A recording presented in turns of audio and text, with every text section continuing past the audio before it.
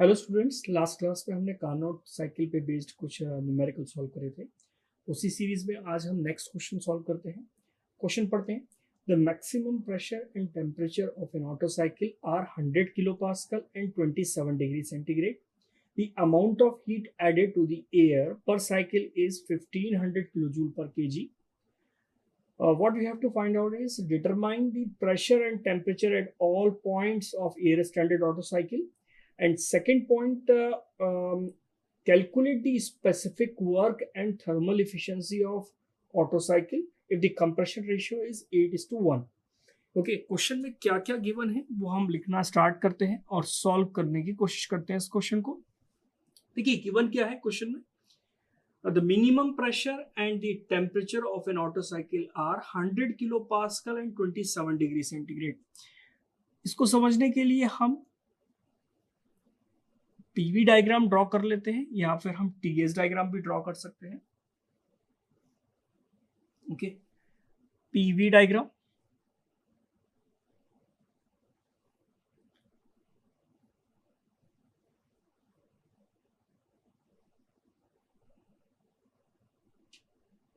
One, two, three, four. Adiabatic compression, constant volume heat addition. Adiabatic expansion, constant volume heat rejection. अब ये देख रहे हैं कि ये सबसे कम प्रेशर कौन सा है? P1. P1 is the minimum pressure. Okay, and P3 is the maximum pressure. Question में हमें क्या दिया है? 100 किलो पास्कल की जो वैल्यू दी है वो मिनिमम प्रेशर दिया हुआ है। तो P1 कितना दिया है आपको? 100 किलो पास्कल। ओके, ये गिवन है हमें। नेक्स्ट हमें मिनिमम टेम्परेचर गिवन है। P1 के करस्पॉन्डिंग टेम्परेचर कितना है? T1। और T1 क्वेश्चन में कितना दिया है? 27 डिग्री सेंटीग्रेड। क्वेश्चन को सॉल्व करने के लिए हम टेम्परेचर की वैल्यूज को डिग्री सेंटीग्रेड में पुट नहीं करते, हम उसको केल्विन में पुट करते हैं। तो इसको केल्विन में चेंज कर लीजिए 273 को प्लस करके। ओके, 273 प्लस करेंगे तो वैल्यू कितनी आ जाएगी? Around 300 kelvin. ये 300 केल्विन वैल्यू आ जाएगी। और हमें क्या दिया है इस क्वेश्चन में? हमें दिया heat added to the air per cycle. Heat addition question में गिवन है और हीट एडिशन कौन सी प्रोसेस में होता है? Process 2 to 3। तो heat addition QS is equals to, heat addition का फॉर्मूला भी हमें मालूम है। हीट एडिशन का फॉर्मूला क्या होता है? MCV T3 minus T2। और ये पर केजी में दिया है तो फॉर्मूला में m हट जाएगा, m की वैल्यू 1 हो जाएगी क्योंकि पर केजी में दिया हुआ है। तो CV T3 माइनस T2 ये क्वेश्चन में गिवन है। कितना गिवन है? 1500 किलो जूल पर केजी। आगे चलते हैं, क्वेश्चन में और क्या गिवन है आपको? Compression ratio of the cycle, compression ratio of the cycle is 8:1। मतलब कंप्रेशन रेशियो कितना दिया है? 8 दिया है। ओके, अब हमें सॉल्व क्या करना है? क्वेश्चन में क्या पूछा गया है? Determine the pressure and temperature at all points. Okay, find हमें क्या करना है देखते हैं। जितने भी पॉइंट्स आपको दिख रहे हैं इन सभी पॉइंट्स पे आपको प्रेशर और टेम्परेचर की वैल्यूज चाहिए। P1 और T1 तो हमारे पास है, हमें कैलकुलेट क्या करना है? P2, T2, P3 क्वेश्चन में गिवन है क्या? P3 क्वेश्चन में गिवन नहीं है तो P3 भी कैलकुलेट करना है, T3 कैलकुलेट करना है, P4 कैलकुलेट करना है एंड T4 भी कैलकुलेट करना है। ओके, नेक्स्ट क्वेश्चन क्या बोल रहा है? वर्क डन कैलकुलेट करना है। स्पेसिफिक वर्क, वर्क डन पर केजी, वर्क डन पर केजी, ये कैलकुलेट करना है हमें। नेक्स्ट और क्या कैलकुलेट करना है? Thermal efficiency. क्या कैलकुलेट करना है? थर्मल इफिशियंसी कैलकुलेट करना है। सॉल्व करना स्टार्ट करते हैं। क्वेश्चन में सबसे इजीली हम क्या कैलकुलेट कर सकते हैं? थर्मल इफिशियंसी हम इजीली कैलकुलेट कर सकते हैं क्योंकि हमें कंप्रेशन रेशियो की वैल्यू गिवन है। ओके, तो सबसे पहले हम थर्मल इफिशियंसी कैलकुलेट करते हैं ऑटो साइकिल की। Thermal efficiency of auto cycle.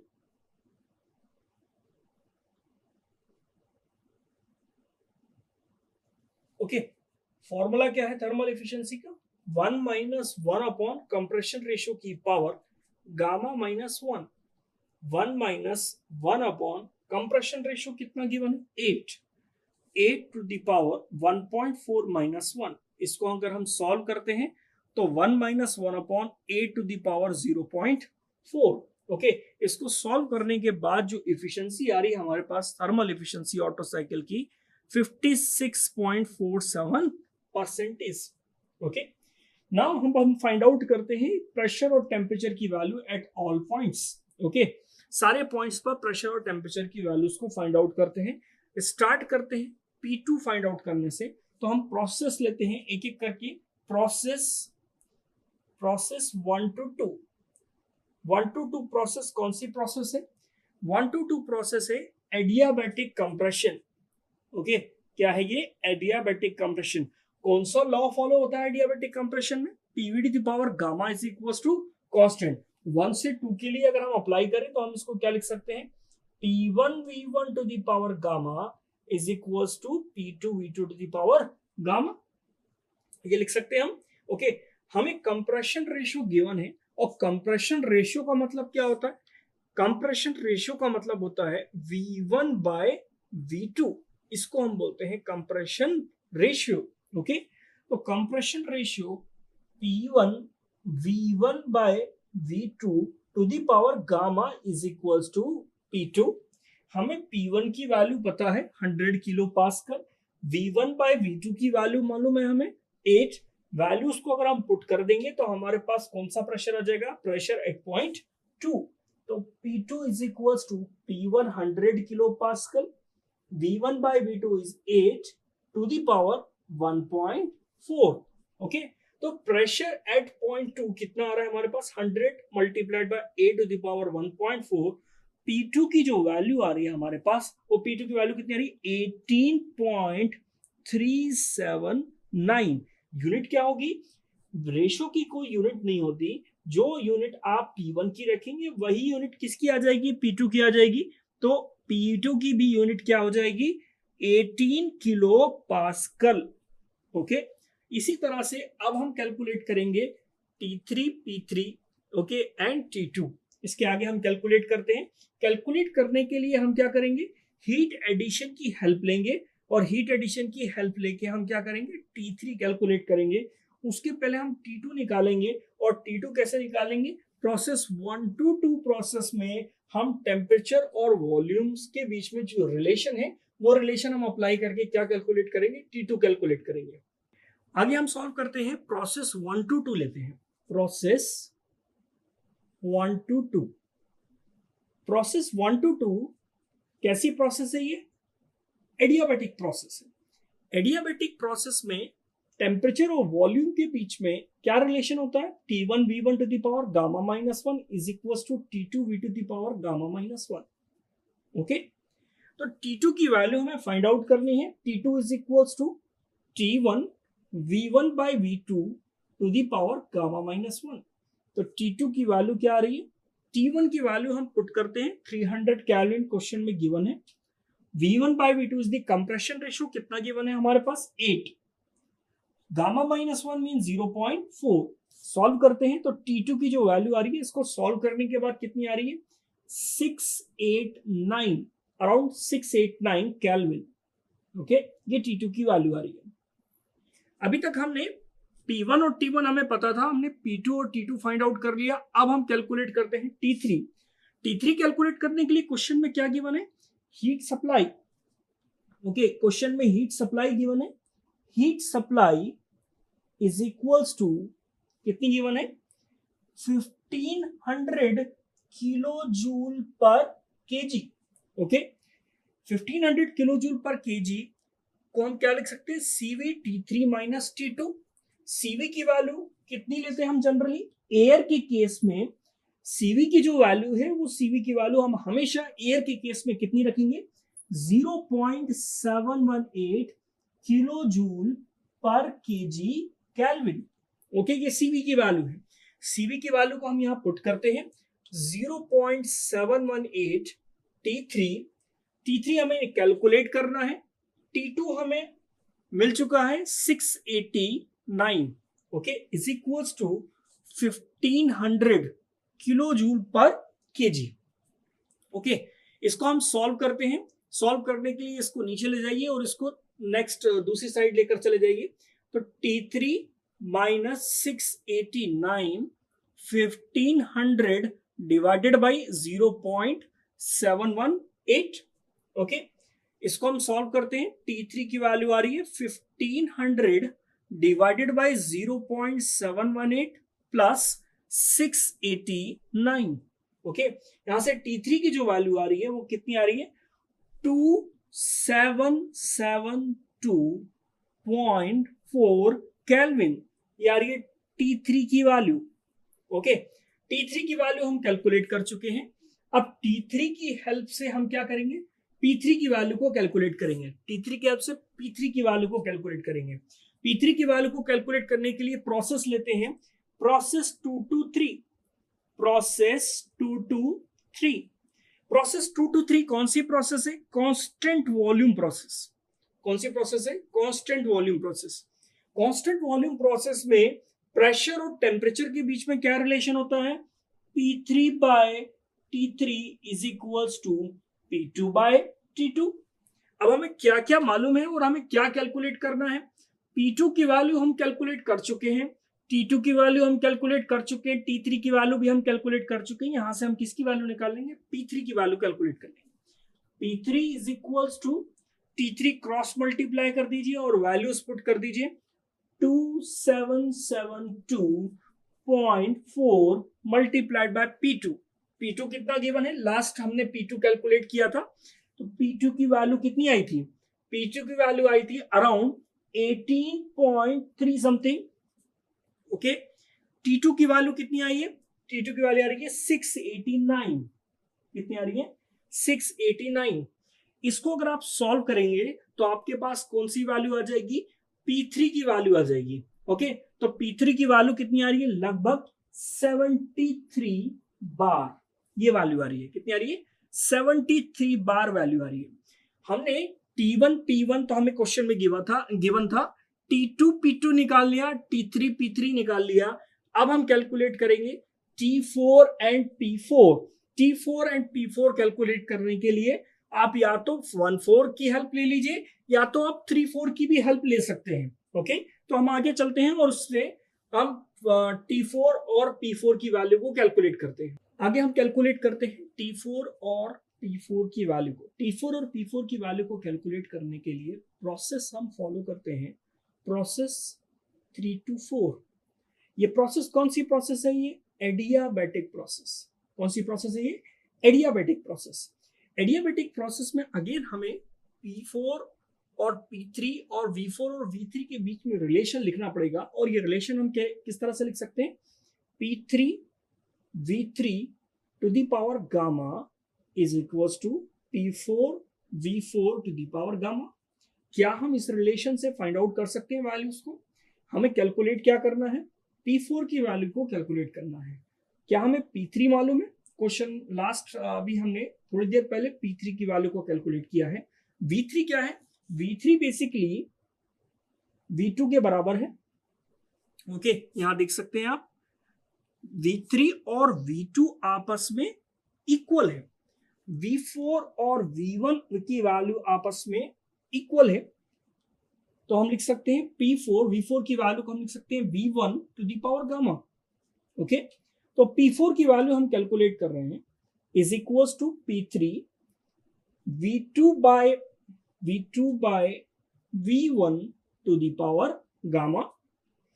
V2 by V1 हमें मालूम है कि V1 बाय V2 कितना है 8। तो P4 कितना आ रहा है, हमारे पास P3 की वैल्यू कितनी आई है, लास्ट P3 की वैल्यू कितनी आई है, P3 की वैल्यू आ रही है लगभग 73 बार। कितनी आ रही है, 73 बार वैल्यू आ रही है P3 की। ओके, V1 बाय V2 कितना है, V1 बाय V2 है आपके पास कितना 8। तो 8 टू दी पावर, ये बेसिकली ये 1/8 हो जाएगा, तो हम इसको लिख दें 1/8। ओके, यहां पर हम लिख सकते हैं 1/8, क्योंकि V1 बाय V2 कितना है 1/8 टू दी पावर 1.4। सॉल्व करने पर P4 की जो वैल्यू आ रही है इसको सॉल्व कर लीजिए आप कैलकुलेटर से, और यहां से P4 की वैल्यू को कैलकुलेट करेंगे। P4 की वैल्यू को जब हम कैलकुलेट करते हैं तो वैल्यू कितनी आ रही है, लगभग 4.023 बार। ओके, ये आ गई हमारे पास P4 की वैल्यू। P4 की वैल्यू कैलकुलेट करने के बाद हम कैलकुलेट करते हैं आप T4 की वैल्यू। T4 की वैल्यू कैसे कैलकुलेट करेंगे, वही प्रोसेस 3 to 4 में प्रेशर और टेम्परेचर के बीच में हम रिलेशन लिख सकते हैं, या टेम्परेचर और वॉल्यूम के बीच में रिलेशन लिख सकते हैं। तो टेम्परेचर और वॉल्यूम के बीच में रिलेशन क्या होगा, T3 V3 की power gamma minus 1 is equal to T4 V4 की पावर गामा माइनस 1। हमें T4 निकालना है, तो T4 is equal to T3 V3 by V4 to the power gamma minus 1। Okay, T4 की वैल्यू कैलकुलेट करना है। हमने T3 की वैल्यू को कैलकुलेट किया है। T3 की वैल्यू कितनी आ रही थी, T3 की वैल्यू आ रही थी 2772 केल्विन। ओके, V3 कितना है, V3 बेसिकली V2 के बराबर है। ओके, V4 कितना है, V4 V1 के बराबर है। ओके, तो हम इसको लिख सकते हैं V2 बाय V1। गामा की वैल्यू कितनी है, 1.4 माइनस 1। इसको सॉल्व करते हैं हम, 2772 V1 by V2। V1 by V2 कितना है, V1 बाय V2 है 8। ओके, तो क्या आ जाएगा 1/8, 1.4 माइनस 1। इसको अगर हम सॉल्व करेंगे तो T4 की वैल्यू कैलकुलेट कर सकते हैं, और T4 की वैल्यू लगभग कितनी आ रही है, T4 की वैल्यू आ रही है 1206 केल्विन। ओके, नेक्स्ट क्वेश्चन में क्या पूछा गया था, नेक्स्ट क्वेश्चन में पूछा गया था हमसे वर्क डन। वर्क डन हम कैसे कैलकुलेट करेंगे, heat supply minus heat rejected अगर हम कर देंगे तो हमें क्या मिल जाएगा, वर्क डन। थर्मल एफिशिएंसी हम ऑलरेडी कैलकुलेट कर चुके हैं, तो इसके बाद हम कैलकुलेट करेंगे क्या, वर्क डन। तो हम नीचे कैलकुलेट कर रहे हैं work done. Work done, work done कैसे आ रहा है, heat supply minus heat rejected. Heat supply कितनी है, CV T3 minus T2। Heat rejected कितनी है, CV T4 minus T1। Okay, इसको अगर हम सॉल्व करें तो वैल्यूज हमें सबकी मालूम है, वैल्यूज हम पुट कर देते हैं। CV की वैल्यू कितनी है, 0.718, 0.718। आगे हम सारी वैल्यूज पुट करते हैं। T3 की वैल्यू हमने रखी है यहाँ पर 2772 माइनस T2 की वैल्यू हमने कितनी कैलकुलेट करी थी, T2 की वैल्यू हमने लगभग 689 समथिंग हमने कैलकुलेट करी थी, 689 माइनस T4 कितना आ रहा है, 1206 माइनस T1 की वैल्यू क्वेश्चन में गिवन है कितनी है, 300 केल्विन। इसको अगर हम इस इक्वेशन को सॉल्व करेंगे तो हमारे पास किसकी वैल्यू आ जाएगी, स्पेसिफिक वर्क डन की वैल्यू आ जाएगी। स्पेसिफिक वर्क डन का मतलब क्या होता है, वर्क डन पर केजी।